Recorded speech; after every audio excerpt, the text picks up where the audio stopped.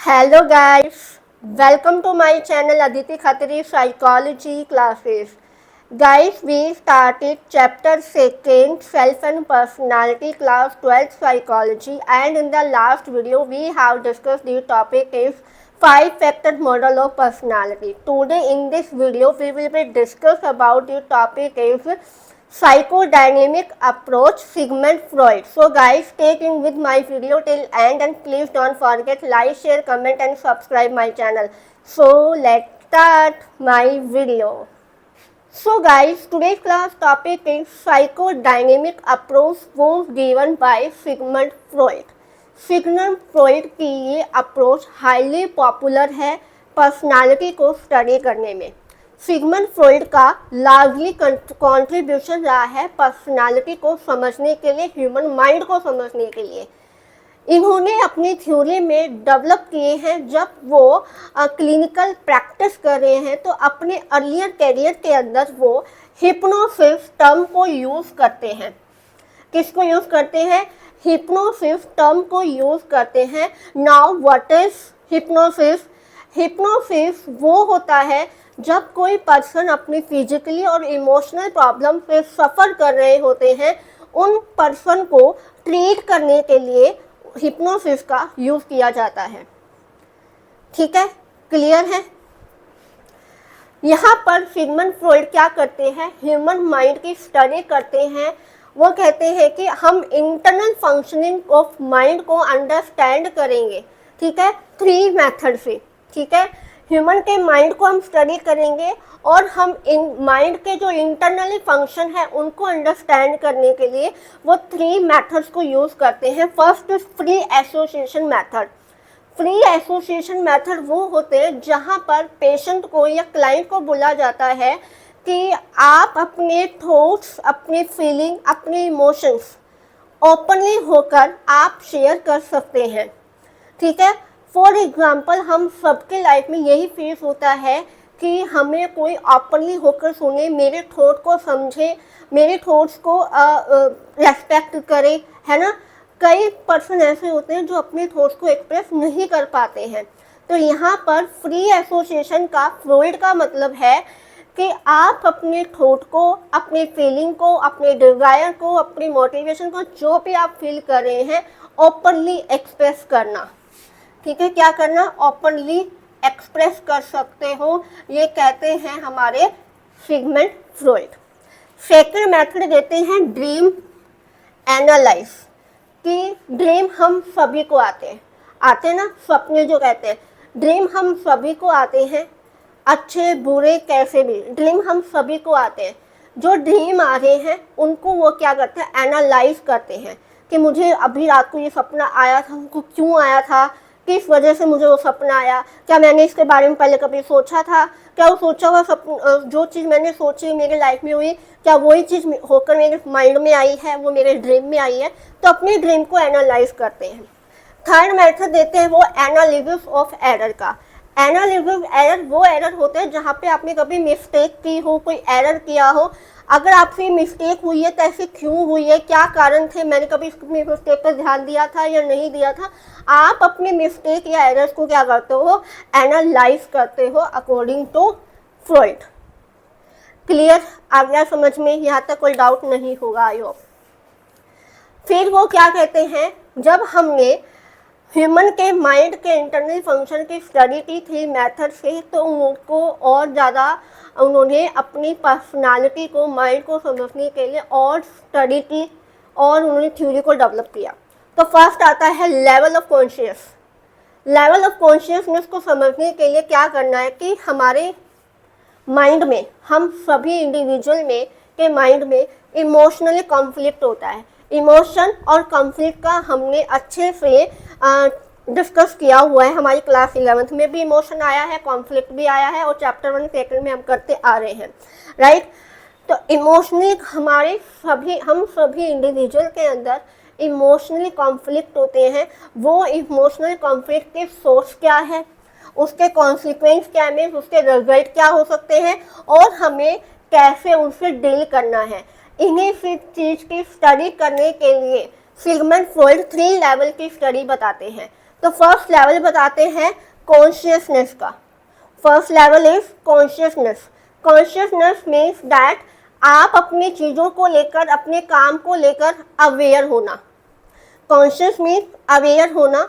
आप स्टडी कर रहे हो तो आप अवेयर हो, आप कोई किचन में काम कर रहे हो तो आप अवेयर हो, आप अपने फ्रेंड से बात कर रहे हो आप अवेयर हो, आप कोचिंग जा रहे हो आप अवेयर हो, आप स्कूल जा रहे हो आप अवेयर हो, ठीक है, आप होमवर्क कर रहे हो आप अवेयर हो, राइट। तो आप जो काम कर रहे हो, आप जिसके लिए अवेयर हो, that is the conscious. Clear. Second is pre conscious. Aware only if they attend closely. आप जब अवेयर नहीं होते हो बट आप थोड़ा उस पर अटेंड कर देते हो, कोई चीज़ के लिए हम किसी पर प्रेशर या अटेंड कर देते हैं, वो हमारा प्री कॉन्शियस होता है। फॉर एग्जांपल, आपने कभी कुछ मैंगो मिल्क केक खाया हो, ठीक है, मैंगो मिल्क केक कभी आपने 4-6 साल पहले खाया होगा, जस्ट फॉर एग्जांपल, और 6-7 साल का जो मैंगो मिल्क केक खाया है आपने, वो आज आपने फिर से खाया, लेकिन आपको वो चीज़ याद नहीं है पहले की खाए हुए। जब आपने मैंगो मिल्क केक को टेस्ट किया तो आपको ये आया माइंड में, ये मैंने कहीं पहले टेस्ट किया है। कब किया है? जब आप अपने माइंड पर थोड़ा सा अटेंशन देते हो, थोड़ा को माइंड पर आप प्रेशर डालते हो, तो वो चीज़ आपके कॉन्शियस माइंड में आ जाती है, वो आपका प्री कॉन्शियस होता है। क्लियर? आया समझ में? अनकॉन्शियस। अनकॉन्शियसनेस का मतलब है आप किसी चीज़ के लिए अनअवेयर हो, आपके माइंड में थॉट्स, फीलिंग, आइडिया सभी स्टोर हैं, बट आप उसके लिए क्या है, अनअवेयर हो। क्लियर? आ गया समझ में? जब हम हमारे आइडियाज, थॉट्स, फीलिंग के साथ अनअवेयर होते हैं तो कहीं ना कहीं इन चीज़ों को हम जान ले तो साइकोलॉजिकल कॉन्फ्लिक्ट भी हो सकता है, ठीक है। हमारे अनकॉन्शियस माइंड में ढेर सारी चीज़ें होती है, लेकिन हमें ये नहीं पता हमारे माइंड में क्या है, ठीक है, वो अनकॉन्शियस में है। अगर हम उनको जानना चाहते हैं, मेरे आइडिया, मेरे थॉट, मेरे फीलिंग, मेरी डिज़ायर, मेरे मोटिवेशन, मेरे expression, what is this, right, अगर हम उनको जानने सकते हैं तो हमारे अंदर क्या है, साइकोलॉजिकल कॉन्फ्लिक्ट क्रिएट हो जाते हैं। क्लियर? तो यहाँ पर सिगमंड फ्रॉइड का मेन फोकस करते हैं वो सेक्सुअल डिजायर पर, ठीक है, इनका मेन फोकस रहता है सेक्सुअल डिजायर पर। ये कहते हैं कि सेक्सुअल डिजायर के बारे में कोई भी ओपनली बात नहीं करता है, उन्हें क्या कर देते हैं, वो रिप्रेस कर देते हैं। क्या करते हैं? रिप्रेस कर देते हैं। कोई भी पर्सन ओपनली उन चीज़ों को, उन डिज़ायर्स को, उन नीड्स को ओपनली एक्सप्रेस नहीं कर पाते हैं जो उनके क्या है, अनकॉन्शियस माइंड में है। उनकी फीलिंग, उनके थॉट, उनके सब कुछ उसके माइंड में है, बट वो क्या है, रिप्रेस कर रहे हैं, वो एक्सप्रेस ही नहीं करना चाह रहे हैं। क्लियर? वो क्या है, अनकॉन्शियस। तो मेन मोटिव रहता है यहाँ पे अनकॉन्शियस माइंड का, सिगमंड फ्रॉइड का, किसमें, हमारे सेक्सुअल डिजायर का। क्लियर? आ गया समझ में? नेक्स्ट, इन सब के बारे में जब वो अपनी थ्योरी को डेवलप करते हैं तो ही develop the therapeutic procedure called psychoanalysis. इन सब को रिजोल्यूशन करने के लिए सिगमंड फ्रॉइड एक थेरेप्यूटिक प्रोसीजर को फॉलो करते हैं, डेवलप करते हैं, जिन्हें साइको एनालिसिस कहा जाता है। थेरेप्यूटिक प्रोसीजर में साइको एनालिसिस क्या करते हैं, जो भी हमारे अनकॉन्शियस माइंड में जो भी मटेरियल होता है उन्हें हम एक्सप्रेस कर पाएँ, फ्रीली होकर हम एक्सप्रेस कर पाएँ, इसलिए उन्होंने अपने थेरेप्यूटिक प्रोसीजर के अंदर साइको एनालिसिस थ्योरी को डेवलप किया। सो इनकी थ्योरी को हम क्या बोलेंगे, साइको एनालिसिस, हम इनकी थ्योरी को बोलेंगे। क्लियर? आ गया समझ में? This was the level of conscious. Conscious means aware होना, प्री कॉन्शियस मीन हम अवेयर हो जाते हैं जब अपने माइंड पे थोड़ा सा हम अटेंड करें, अनकॉन्शियस जिसमें हम अनअवेयर होते हैं। क्लियर? आ गया समझ में? आई होप कोई डाउट नहीं होगा, यहाँ तक कोई डाउट नहीं होगा। सेकेंड आते हैं, अब वो पर्सनालिटी को जानना चाहते हैं कि पर्सनालिटी का क्या है, क्या कुछ है नहीं। तो स्ट्रक्चर ऑफ पर्सनालिटी वो बताते हैं। स्ट्रक्चर ऑफ पर्सनालिटी में वो क्या कहते हैं, ईग, ईगो और सुपर ईगो हमारे क्या है, कॉन्शियस अनकॉन्शियस माइंड में होते हैं। इन सब की स्टडी करने के लिए वो स्ट्रक्चर ऑफ पर्सनालिटी बताते हैं कि स्ट्रक्चर ऑफ पर्सनालिटी क्या है। ईग क्या है, प्लेजर प्रिंसिपल पर बेस्ड होती है। ईग चाहता है इमीडिएट ग्रेटिफिकेशन मिलना, ठीक है, जो वो चाहता है मुझे वो चीज़ चाहिए। एक छोटा बच्चा है, अगर उसने आइसक्रीम कोन देख लिया, उसको भी वो चीज़ चाहिए तो चाहिए भाई, मेरे को तो वो ही खानी है, वो रोड पर लेट जाएगा, मेरे को तो वो ही खानी है ना। ऐसा होता है ना जब छोटे बच्चे थे हम। तो ईग बात करता है प्लेजर पर, प्लेजर प्रिंसिपल पर, इमीडिएट ग्रेटिफिकेशन चाहिए, ठीक है। वो सही गलत कुछ नहीं देखता। ईग हमेशा जिद्दी करता है, ठीक है, ये लर्न करने की टेक्निक है। ईग हमेशा जिद्दी करता है, सही गलत उसको कोई मैटर नहीं करता, क्या मेरे लिए सही है क्या मेरे लिए गलत है, चाहिए वो चीज़ चाहिए, मेरे तो बस मुझे कुछ नहीं पता, मुझे तो चाहिए वो, ठीक है। ये ईग कहता है प्लेजर प्रिंसिपल पर। ईगो चाहता है रियलिटी प्रिंसिपल पर। सेकेंड स्ट्रक्चर है एलिमेंट का रियलिटी प्रिंसिपल। रियलिटी प्रिंसिपल बात करते हैं हमारे ईगो। अब फॉर एग्जाम्पल आप कहीं जा रहे थे रास्ते में और आपको एक ठेले वाला देखा, आइसक्रीम वाला, ठीक है, वहाँ पे आपको चाहिए आइसक्रीम, ठीक है। अब वो आइसक्रीम चाहिए, वो छीन के खानी है, चाहे आप जाकर मैं छीन के खा लेता हूँ, ठीक है, आइसक्रीम का कोन मैं छीन कर खा लेता हूँ। बट ईगो कहता है अगर तुम छीन कर तो खा सकते हो, लेकिन मे भी आपको क्या पनिशमेंट दे सकते हैं अगर आपने आइसक्रीम छीन कर खाई। क्लियर। तो यहाँ पर ईगो क्या बात करते हैं, रियलिटी पता है, अगर आपने आइसक्रीम को छीन कर खा ली तो आपको पनिशमेंट मिलेगी। क्लियर।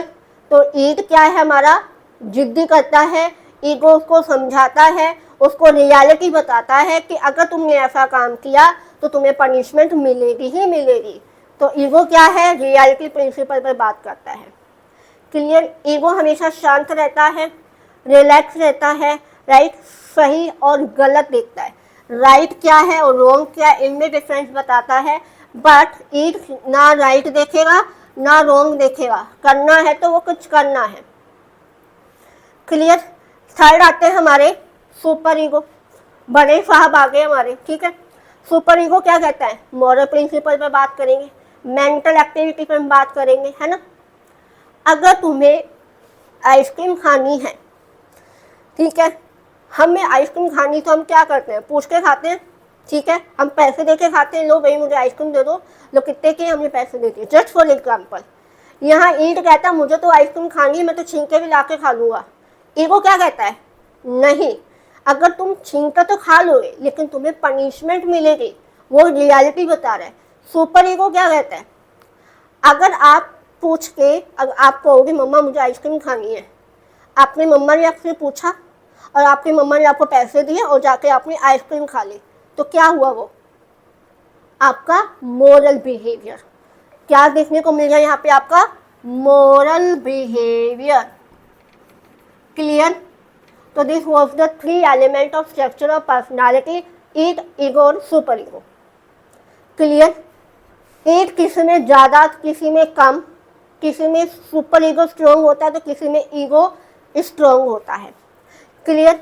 तो यहाँ पर फ्रॉइड 2 कंसेप्ट की ओर बात करते हैं। ईग से 2 इंस्टिंक्चुअल फोर्सेस आती है जिसे लाइफ इंस्टिंक्ट और डेथ इंस्टिंक्ट कहते हैं। जो हम किसी चीज़ पर ध्यान नहीं दे पा रहे हैं वो लाइफ अटेंडेड है, वो हमें डेथ हमारी इंस्टिंक्ट होगी।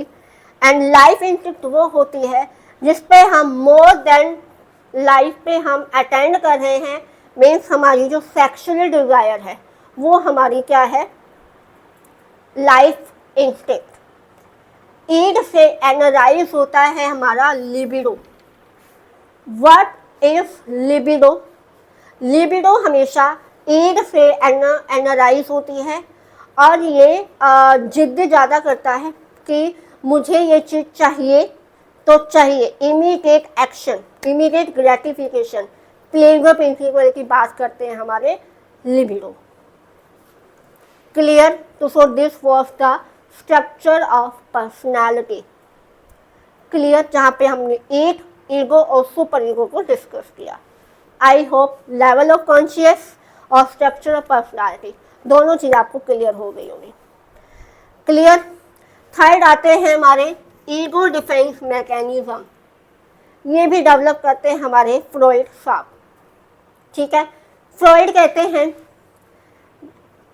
एग्जाम्पल, एक अपनी नीड्स को फुलफिल करना चाह रहा है, चाहे कुछ भी हो जाए, मुझे ये चीज़ चाहिए तो चाहिए।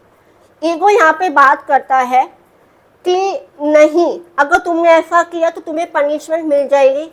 ईगो को एंजाइटी से या हर्ट होने से डिफेंस करने के लिए हम मैकेनिज्म को यूज़ करते हैं। ईगो डिफेंस मैकेनिज्म हम यहाँ क्यों यूज़ कर रहे हैं? ईगो को एंजाइटी से बचाने के लिए हम मैकेनिज्म को यूज़ करते हैं, उसको हम ईगो डिफेंस मैकेनिज्म बोलेंगे। क्लियर? तो फर्स्ट मैकेनिज्म आता है रिप्रेशन। ये आपको ध्यान रखने हैं, एमसीक्यू क्वेश्चन में पूछ सकते हैं। रिप्रेशन क्या है? आपके माइंड में जो थॉट्स, फीलिंग, डिजायर, मोटिवेशन जो कुछ भी आ रहा है वो आप क्या करते हो? अनकॉन्शियस माइंड में डाल देते हो। ठीक है, आप उनको याद ही नहीं करना चाह रहे हो, वो अनकॉन्शियस है। अनकॉन्शियस जिससे हम अवेयर नहीं हैं। ठीक है, आप रिप्रेस करो। जैसे कि सेक्सुअल एक्टिविटीज़ की बात हो रही थी, ये आपके माइंड में है बट आप उस चीज़ के अवेयर ही नहीं, आप बात ही नहीं करना चाहते हो, तो वो क्या है? रिप्रेस कर रहे हो, वो अनकॉन्शियस है। क्लियर? सेकंड आता है प्रोजेक्शन, ब्लेम करना। अपने एट्रीब्यूट का दूसरे पे ब्लेम करना, तेरी वजह से हुआ है, तूने किया है, मैं तो जा ही नहीं रहा था कहीं पे, तू मुझे ज़बरदस्ती लेके गया। Just for example. तो प्रोजेक्शन यही कहता है कि अपने एट्रीब्यूट हम दूसरों पर क्या करते हैं? ब्लेम कर देते हैं, वो हमारा प्रोजेक्शन है। क्लियर? थर्ड आता है डिनाइल। हम यहाँ पे हमारी जो थॉट, फीलिंग, डिजायर, मोटिवेशन होता है टोटली रिफ्यूज़ कर देते हैं। ऐसा नहीं था, बिल्कुल भी ऐसा नहीं था, हम एक्सेप्ट ही नहीं करते, वो डिनाइल ही कर देते हैं। तो ये हो गया हमारा डिनाइल। फोर्थ आता है हमारा रिएक्शन फॉर्मेशन। क्लियर? फोर्थ क्या है? Reaction formation. ट्रू फीलिंग को हम छुपाकर हम अपने अपोजिट ही बिहेव करने लगते हैं। हमारे माइंड में ट्रू फीलिंग आ रही है बट हम ट्रू फीलिंग को शेयर ना करके हम कुछ और ही बता रहे हैं, वो हमारा क्या है? Reaction formation. क्लियर? फिफ्थ आता है रैशनलाइजेशन। रैशनलाइजेशन मीन्स आप यहाँ पे खुद से सेटिस्फाइड होते हो, मैं करना कुछ और चाह रहा था, मेरी गलती से हो गया, मुझे नहीं पता, मैंने ऐसा नहीं किया, ये गलती से हो गया। आप अपने आप से ही सेटिस्फाइड कर रहे हो, आप यहाँ पे एक्सेप्ट नहीं कर रहे हो, ये तो ऐसा मैं इसी तरीके से काम करता हूँ, मेरा यही तरीका है काम करने का, मैं ऐसा ही करता हूँ। अगर आपसे कोई मिस्टेक हो जाती है, फॉर एग्जाम्पल अगर आपसे कोई मिस्टेक हो जाती है, ठीक है, तो आप ये बोलोगे कि मैं काम ही ऐसे तरीके से करता हूँ, भाई मेरा तरीका यही है काम करने का। ठीक है, आप अपने आप को सेटिस्फाइड कर रहे हो। ठीक है, यहाँ पे आप खुद अपने आप को बचा रहे हो, ईगो डिफेंस मैकेनिज्म। क्लियर? आगे समझ में? So this was the 5 defense mechanism. It's repression, projection, denial, reaction formation और rationalization. क्लियर? तो यहाँ पर बहुत सारे साइकोलॉजिस्ट थे जो इनसे डिफेंस मैकेनिज्म से ज़्यादा इन्फ्लुएंसेस नहीं हुए, वो सेटिस्फाइड नहीं थे इन चीज़ों से, तो थ्योरी को डेवलप किया। यहाँ तक क्लियर हुआ? समझ में आया? कोई डाउट नहीं होगा? आई होप क्लियर हो गया होगा। इसको हम समराइज करते हैं। लेवल ऑफ कॉन्शियस के 3 पार्ट होते हैं, कॉन्शियसनेस, प्री कॉन्शियस और unconscious. Structure of personality, id, ego और superego. Ego defence mechanism, repression, projection, denial, reaction formation और रैशनलाइजेशन। यहाँ तक कोई डाउट नहीं होगा। अगर कहीं भी डाउट आ रहा है ask me in comment section. तो गाइस नेक्स्ट इसी में स्टेज ऑफ पर्सनालिटी डेवलपमेंट, जिन्हें साइकोसेक्सुअल डेवलपमेंट भी बोला जाता है। फ्रॉइड का क्लेम था जो पर्सनालिटी का कोर ऑफ एस्पेक्ट है वो हमारे अर्ली स्टेज में ही स्टार्ट होता है, जो through out the life stable रहता है। इसीलिए इन्होंने 5 स्टेज थ्योरी बताई है, 5 स्टेज बताए हैं हमारे साइकोसेक्सुअल डेवलपमेंट। क्लियर।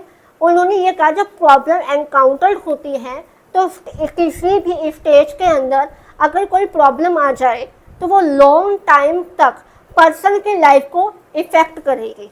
कौन कौन सी वो 5 स्टेज है? फर्स्ट आती है ओरल स्टेज। ओरल स्टेज आता है कि ये इनबॉर्न इन्फेंट में इन्फेंट होता है बेबी, उसका प्लेजर प्रिंसिपल माउथ है। ठीक है, माउथ के थ्रू ही अपनी जो भी नीड डिज़ायर है वो फुलफिल करता है। जब बच्चा फीड करेगा, सकिंग करेगा, नल अपने थंब को बाइट करेगा, वो माउथ के थ्रू ही करेगा। जब बच्चे को भूख लगती है तो अपनी हंगर को रिड्यूस करने के लिए ही माउथ को यूज़ करेगा। इसलिए क्या है, माउथ प्लेजर सिंकिंग सेंटर है एक बच्चे का। This was the oral stage. Second आती है एनल स्टेज। एनल स्टेज 2 या 3 एज की होती है। इसमें बच्चे को लर्न करवाया जाता है सोसाइटी की डिमांड के अकॉर्डिंग कि आपको अपनी बॉडी फंक्शन, जो भी बॉडी के फंक्शन है उनको कंट्रोल करना, जैसे कि यूरिन वगैरह है वो आपको कंट्रोल करने हैं, खुद से जाके करके आना है। एनल एरिया इनका प्लेजर सिंकिंग सेंटर होता है। क्लियर। जब ओरल स्टेज और एनल स्टेज में कोई कॉन्फ्लिक्ट आ जाता है तो वहाँ पे कॉन्फ्लिक्ट क्रिएट हो जाती है। ठीक है। थर्ड स्टेज आती है फैलिक स्टेज। फैलिक स्टेज होती है 4 से 5 साल तक। मेल चाइल्ड है, यहाँ पर बच्चे डिफरेंशिएट करना सीख जाते हैं कि मेल कौन है और फीमेल कौन है। I am girl and you are the boy. Clear. तो यहाँ पे मेल चाइल्ड है जिनमें ऑडिपस कॉम्प्लेक्स होता है जो अपनी मदर से लव करता है। ऑडिपस एक किंग था जिनने अपने फादर को मारकर अपनी मदर से शादी कर ली थी। राइट। तो क्लियर। तो इसलिए क्या है, इन्हों अपने मदर से लव है, अपने फादर से हेट है। ठीक है। इसको रिसोल्व किया जा सकता है अगर हम अपने फादर की तरह ही रोल मॉडल प्ले करें, उनके जैसा बिहेव करें, तब हम इसको रिजोल्व भी कर सकते हैं। फीमेल के अंदर इलेक्ट्रा कॉम्प्लेक्स होता है जो फादर से ज़्यादा लव करती है। इलेक्ट्रा एक ब्रदर थी जिसने अपने ब्रदर के साथ मिलकर अपनी मदर को मार दिया था। राइट। इसको भी ऐसे रिसोल्व कर सकते हैं जैसे उसकी मदर घर के काम करती थी, उसमें काम करना, जब वो प्यार से बात करती है तो वैसा जैसा उसकी मदर रोल मॉडल प्ले करती है वैसा ही अगर हम अपने मदर के जैसे काम करें, प्यार दें, तो हम इसको रिजोल्व कर सकते हैं। ये बात करते हैं हमारे फैलिक स्टेज में। लेटेंसी स्टेज आती है, ये 7 से अंटिल प्यूबर्टी तक होती है। यहाँ पर बच्चे फिजिकली ग्रो करते हैं, सेक्सुअल एक्टिविटी ग्रो होनी स्टार्ट हो जाती है और ये मैच्योर होना स्टार्ट हो जाते हैं। क्लियर। जेनाइटल स्टेज वो स्टेज होती है जहाँ पे मैच्योरिटी लेवल डेवलपमेंट हो जाता है। ठीक है। ये हमारे प्यूबर्टी से स्टार्ट होती है और ये एडोलेसेंस तक चलती है, कम से 20 से 21। ठीक है। 11 से लेकर 20-21 तक होगी।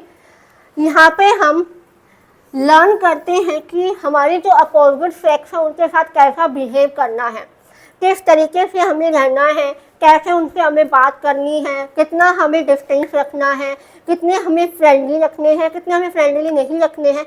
मीन्स हम यहाँ पे पूरा मैच्योरिटी लेवल को डेवलप करना लर्न कर लेते हैं। हमें पता चल जाता है कि हमें अपोजिट सेक्स की तरफ कितना ध्यान देना है। यहाँ पे फिजिकली, मेंटली, साइकोलॉजिकल हर तरह के चेंजेस आपको देखने को मिलेंगे। अगर किसी भी स्टेज में हमें फेलियर देखने को मिलती है तो वहाँ पे हमें फिक्सेशन को देखने को मिलता है। ठीक है। एक टर्म आती है रिग्रेशन, जो आपको आगे बढ़ने से रोकती है। क्लियर।